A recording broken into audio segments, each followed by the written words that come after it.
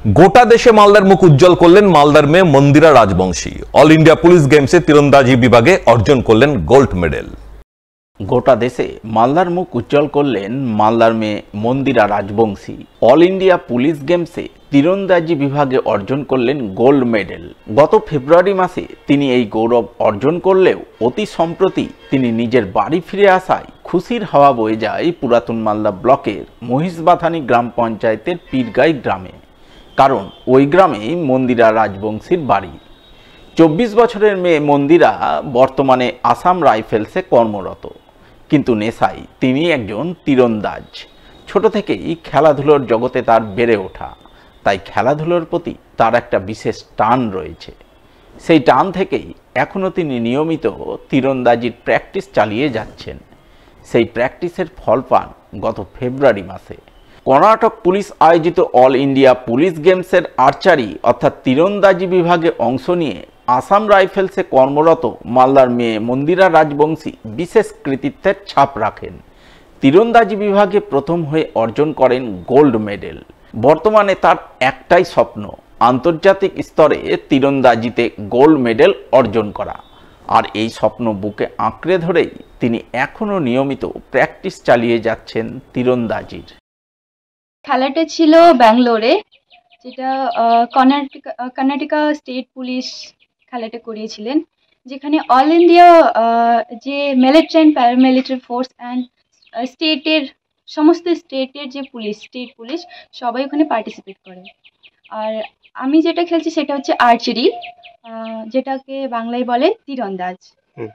তো আমি আসাম রাইফেলকে রিপ্রেজেন্ট করেছিলাম, আর সেখানে আমি প্রথম হয়েছি।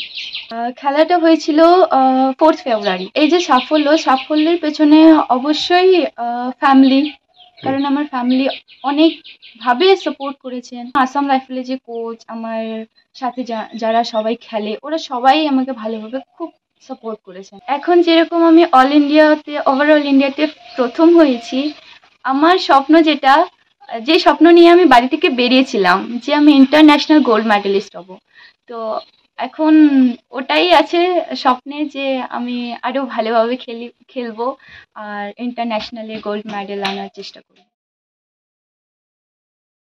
দুস্থ অসহায় মানুষজনের সাহায্যার্থে বিশেষ উদ্যোগ গ্রহণ করলেন মালদা শহরের চলো পাল্টাই নামে এক স্বেচ্ছাসেবী সংস্থার সদস্যরা। চালু করলেন মানবতার দেওয়াল।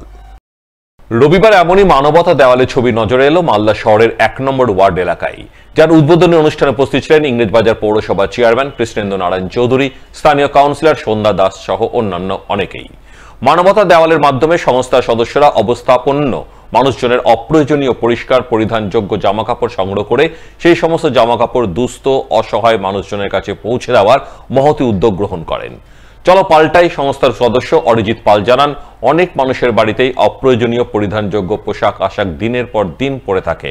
অপরদিকে কিছু মানুষ পোশাক আশাক অভাবে চরম দুঃখ দুর্দশায় দিন কাটান, তাই তারা অপ্রয়োজনীয় পরিধানযোগ্য জামা কাপড় সংগ্রহ করে তা গরিব মানুষের মধ্যে বিলিয়ে দেওয়ার জন্যই মানবতার দেওয়াল চালু করেছেন।